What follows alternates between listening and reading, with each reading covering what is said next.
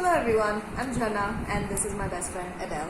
Hello. And today we're going to talk about two books that both of us read, which honestly changed my perspective about how I want to see myself, and I think that's done the same thing for you as well, I'm guessing. So Adele recommended this book to me because both of us listened to this YouTuber, Shallow Lester, and she's amazing. She has such a wicked sense of humor, and I'm always laughing when she's talking. She's hilarious. Yes, she's very, very funny. So the two books are Why Men Love Bitches and Why Men Marry Bitches. And we picked up this book. Why did you pick up this book? because she told me to. She had this literature challenge. Oh my God! Around this time last year. You know, there are moments where I sit and think this year, and we're at the end of this year. It's like January, February, pandemic, December. This is so bizarre. Anyway, so this time in 19, wow. So she recommended 3 books. One of them was 3 Women by Lisa Tadeo. Then Why Men Love Bitches. This was in 19? 19. End of 19. Oh my God, I'm having chills. Okay. Oh, this is so freaking... Because I think she spoke about it just a few weeks ago on her channel. No, she actually recommended this. And the 4 agreements. Yes, and the 4 agreements. Oh my God. So she spoke about this. We're having realizations happen. Anyway, so she talked about this, and she had made mention about this book. She peppered this book, and I'm always looking for signs to. I sometimes I do ask like I ask you about what to read next. I asked my friend in Germany what to read next. So there are a few people I genuinely go after and ask them for recommendations. But otherwise, I kind of tell the universe, what should I read next? You know, let me know.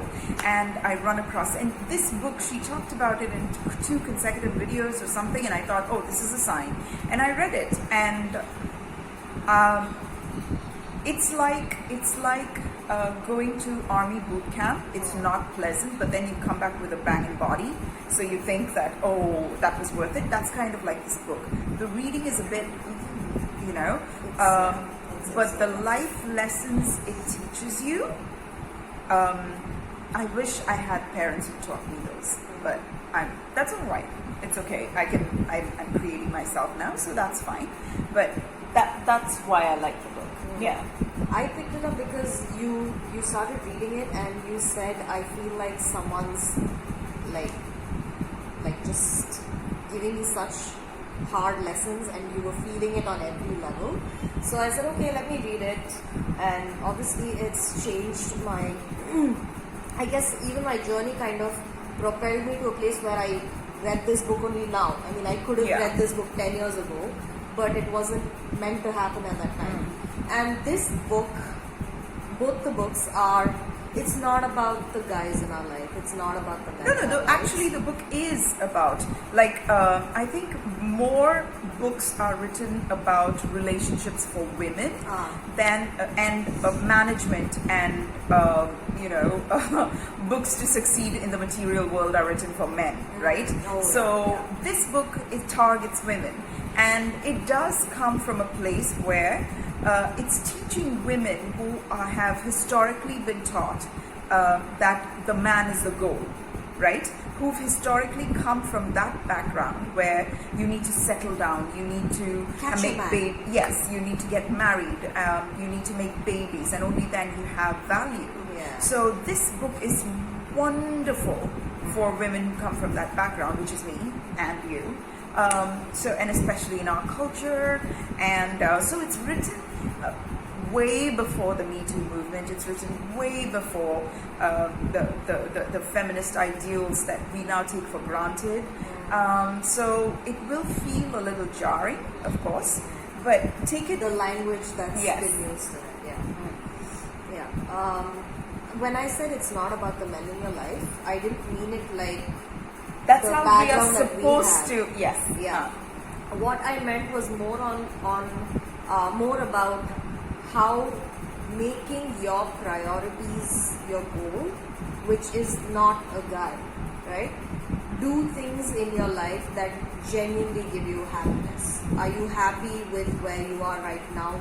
Just simply in terms of the things that you're doing in your life. It could be taking up an activity which you decided to put on the back burner because you were chasing a guy, and never chase the guy. You just don't do that. Okay? So it's about being your own person. It's about doing things that make you feel confident about who you are, and that was a huge lesson for me, right? Because we're always taught. I don't know what it's like for guys, but at least from what I have seen, I've seen parents tell their sons, you need to study well, you need to earn well, you need to have a really good job, you need to have your own house, you need to have your own car. But when it comes to women, in a lot of families I've seen them, oh, you have to study hard and you have to be highly educated and then go catch a man. I mean, what are you teaching your daughters? Like, what are you teaching them? Why make them work so hard and make it like like you're dangling a carrot in front of their face, and once they get the carrot, okay, that's it, you don't have to work anymore. And recently I met this girl, and she was telling me she was married for about 15 years or so, and she said something which I think she made peace with, but I could sense a little bit of sadness when she was talking about it. She said, I don't step out of my house ever. And the pandemic hasn't had any impact on her social life because she never goes out of the house. And there was, I sensed a little bit of sadness when she was telling me this, and this is a complete stranger. I don't know this woman. And I asked her, if you want to buy something or if you need to shop for something, what do you do? She said, there are people who will do it for me. So it essentially looked to me like she was caged and she had resigned to her fate because the men in her life, family, husband, all the men in their lives had just, and it was very sad for me to see that people have this experience and they're okay with it. And if you belong in a family or an environment where this is the kind of reality you have, but you don't feel happy about it, this is a good book to pick up because it will teach you how to put your foot down in favor of yourself. And we've put ourselves in places where we wish we hadn't in the past. And this book is a good way to break out of that. I honestly found that.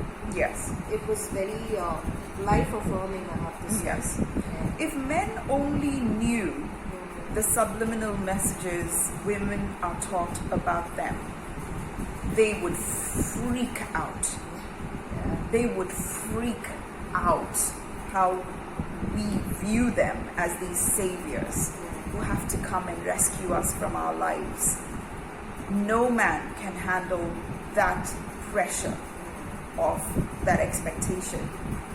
And they're not just men, right? They're these magical, mystical creatures that go out into this world and achieve things that I wish I could do, but I'm told I can't, and therefore I should live vicariously through him.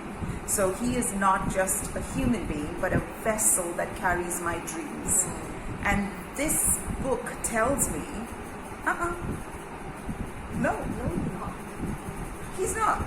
You do all that for yourself. Go, do it.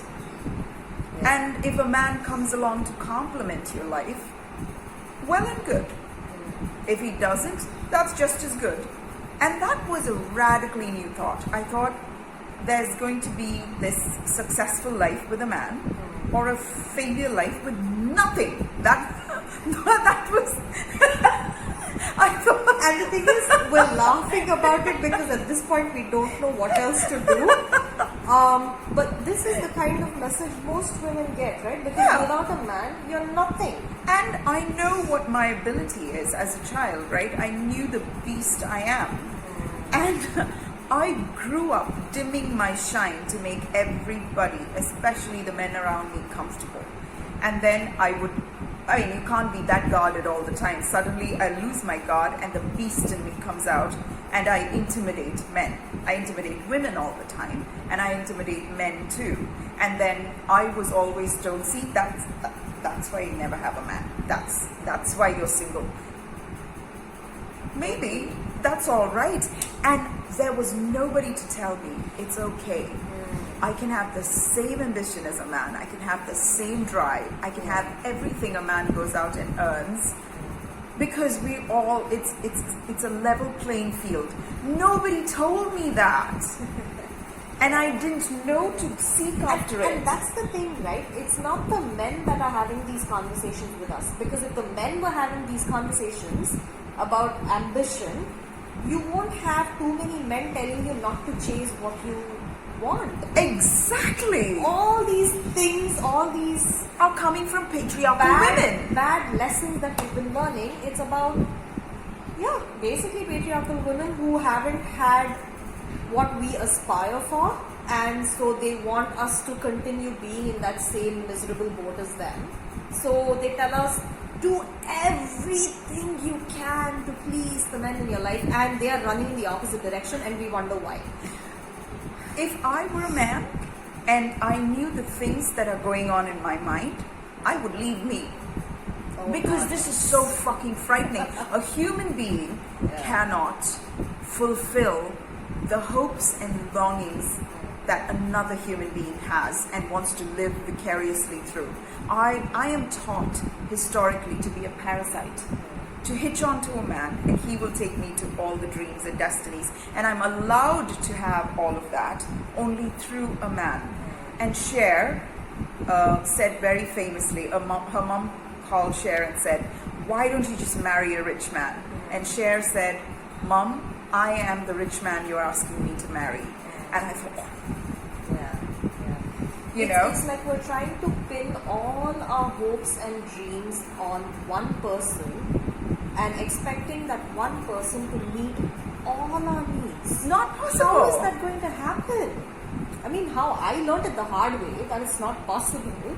But how can you expect one person to be everything for you? That's ridiculous. And this book was like, exactly like you said, it was boot camp, because everything I was reading, I was like, oh my god. Yes, it is all in the scenario of dating. It's all in the scenario of a relationship, because most of a woman's self-help books are about relationships, right? And we are inherently, I think the majority of women are very interested in relationships and bonds. So therefore, these are the books that we tend to read as well, and we heal ourselves through the relationships. And I love how ultimately the take-home point from the book was, you do and you. Yes, do if you go to your job, be unapologetically you, do everything you want for yourself on your terms. And if a relationship happens along, it'll be because you don't need the man, but because you've chosen him to be in your life. Now, on the other hand, which makes me question, was I ever in love before? I mean, all the relationships, was it really true? Because I needed them. Because if I needed to do this, I can only do it on piggybacking on a man. So is that love? No, it wasn't. It's like they were the vehicle for you to do your journey, and now you are where you're at. Yes. And they were just a part of that journey. I genuinely feel I must have been such a burden. Must have broken their back in some respect. Because no human being, let alone a man, you can't deal with it. You can't deal with it. So now that I'm meeting my own needs, I am a bad bitch. I love me. I like how I'm able to do a lot of things for myself now, which I expected from other people before. Yes. Or another man before. And now when I'm able to meet a lot of my needs, and when I say meet my own needs, sometimes it means that you decide that you may need someone's help through something and they're able to be there for you. Like if I have some specific need where, we're spending time with each other and I feel like I need to meet my need of understanding something that I'm not able to see, talking to you and getting your perspective is also meeting your need, but maybe through another person's perspective, but not expecting Adele to do all the work on my behalf. But that is who I was earlier. I would expect other people to come and rescue me, and when this is of course in context of a relationship and a romantic relationship and dating and stuff, but I'm saying in general, I expected other people to solve my problems without trying. I expected other people to rescue me from where I was because I couldn't stand where I was. And this book, it opened my eyes to the things that I used to do, which is kind of painful, but it's a good thing because we see our flaws best when it's in the rearview mirror, not when we're living right in the midst of it. We can't see the wood for the trees then. Yeah. But I'm so glad we had started making the changes before we read the book. Oh yes. So you know what? I don't think we could have possibly read this book. If Oh, we I would have hadn't gotten made the so changes. defensive, and I would have been like, "This book is bullshit," But yeah, And sometimes we come across literature, we come across a lot of things that in the moment we choose not to, because I think somewhere deep down we know if we started to read stuff or watch stuff it that it would unravel. trigger a lot of uncomfortable places in you, and you wouldn't want to make the change, which will probably take you much longer to get to the book or the literature in the first place. So this book honestly blew my mind because I realized it's okay to be me. And Yes. it's fine. And this is the thing, right? The relationships that women are set to conquer, and by dimming your own light, by being lesser, by being less threatening, by being, and your value is only by the value of the man that you have in your life. That is so inauthentic. It's so inauthentic. But now, if you are the bitch that you were born to be, the beast that you are, it unleashed in every way imaginable. If you get into a relationship, or if you don't, you're still so authentic. And the happiness that comes from it, I swear to God, oh my God, I spent my life walking on eggshells. And I don't even have the core strength to show for it. I just walked on eggshells, feeling clenched all the fucking time. It's like, oh. We were just talking about it a couple of days back, right? How, I think we were talking about this last week, how we kind of had shitty lives before and just felt bad about it. It's not like our lives, some aspects of our lives right now are great, but it's still shitty for the most part. But trust me when I say this, I've never been happier. It's shitty on my terms. Yeah. So it's okay. I'm not culturally shitty, traditionally shitty, shitty because of gender roles. This is the kind of difficulty that I've chosen for me. Yeah. This is the shit that I choose. This is not the shit that historically women should. You're a woman, you have a uterus, have this load of manure, and deal with it. No. Manure still helps, Adele. It's not manure. I will choose my pain, and the pains that I have chosen are specific to my goals, and only those I will go through.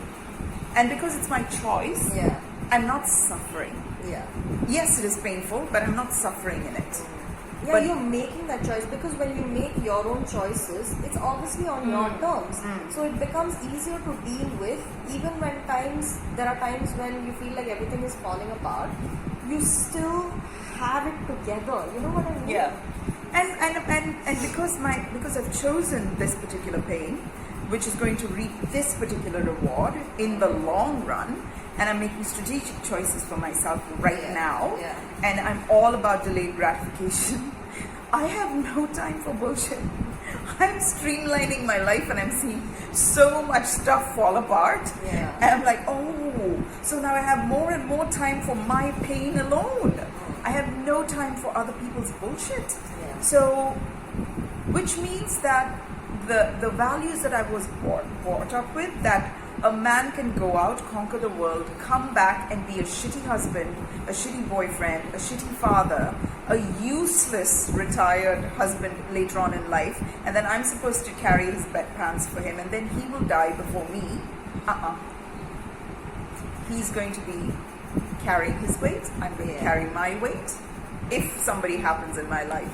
And the fact that that these words were told to me, the fact that I could hear these words through the letters in a book.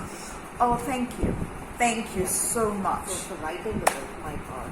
And especially writing it for women who are out there completely deluded into thinking that a man is going to rescue them. Thank you, all the fairy tales we grew up with. And they live happily ever after. Nobody talks about whether they went to therapy after that. And also another thing that I learned from this book is when women start putting their own needs first and they start doing things for themselves, you have more to bond over in terms of the success stories in your life. Oh. Instead of using all your emotional issues to bond with other women. I'm sorry, that is just very unattractive. Trying to bond over how both Helpless. of you feel helpless, both of you have deadbeat boyfriends or husbands, instead of talking about how successful you were at work today, or how you did something and you scaled certain heights which you never thought was possible. And that's how men bond. They talk about their achievements and they're always cheering each other up. I mean, I don't know about how exactly their dynamics work. I don't think men necessarily have very close friendships, which is why they die. They have as many psychiatric problems that they are, and spree shooters and serial killers and all these messed up people tend to be largely men because they genuinely don't know how to bond in an authentic, vulnerable way, right? So women, we've got the vulnerability and the honesty and we've got the empathy down pat. Imagine if we studied men and learned ambition from them. Oh my God. And being unapologetically. Yes. Like, I'm a man and it's fine. I wish there will be a time when women feel that they're women and that's okay. In en masse, right? Yeah. That we don't have to explain feminism. That it's the reality, right? And we don't have to explain equal rights. Most of all to myself. Like most of the times I have to have a dialogue within myself and say, oh, I can still have it. And it's okay for me to. And to let it settle in, because I'm reprogramming myself from the generational bullshit that I learned. Yeah. So I hope one day books like this will become obsolete and unnecessary, but up until then, I'm glad that there is a voice, a literary voice like this out there. Yeah. I'm very, very grateful to have come across the book. I really am. So, thank you so much for watching. If you guys have any questions, anything that you want to share with us, please feel free to drop a message. And if you like the video, please click like, subscribe and share, and we'll see you soon. Ta-da!